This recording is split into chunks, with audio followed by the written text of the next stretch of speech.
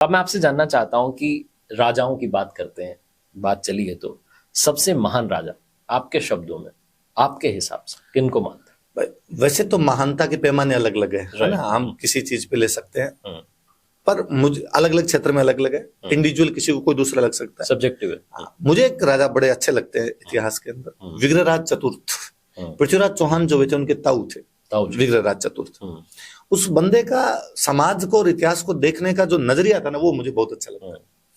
उनका एक अभिलेख मिला है हमें, हरियाणा का एक गांव है टोपरा, वहां का एक अभिलेख है जिस पर ऊपर अशोक ने लिखवाया था, अशोक महान जो मौर्य साम्राज्य के राजा थे। नीचे उसमें जगह पड़ी थी, उसमें विग्रहराज ने लिखवा दिया, जो बाद में अंग्रेजों को दिल्ली से मिला था। वो पिलर पे लिखा था, उस पिलर को फिरोज तुगलक उठा के दिल्ली ले गया था, तो अंग्रेजों को दिल्ली से मिला था। उस अभिलेख में वो लिखता है कि मैंने तुर्कों को हराकर अटक नदी के पार भगा दिया।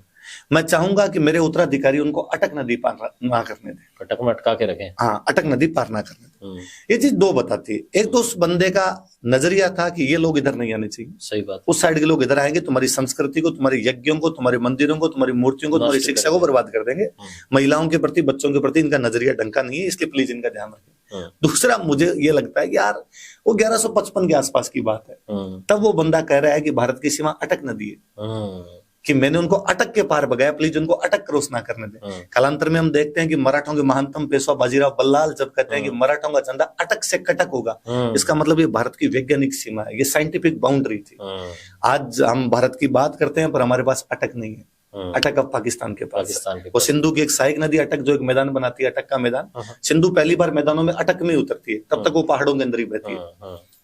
हम अक्सर कई बार कहते हैं कि जब तक सिंध नहीं है तब तक हिंद नहीं है। हम राष्ट्रगान में आज तक गाते हैं पंजाब सिंध गुजरात मराठा, पर हमारे पास वो सिंध नहीं, वो सिंध पाकिस्तान में। कि हम शायद आने वाली पीढ़ियां उस विग्रह चतुर्थ की बात को ध्यान नहीं दे पाई, उधर वालों को क्रॉस मत करने देना वरना तुम्हारी गड़बड़ियां होगी।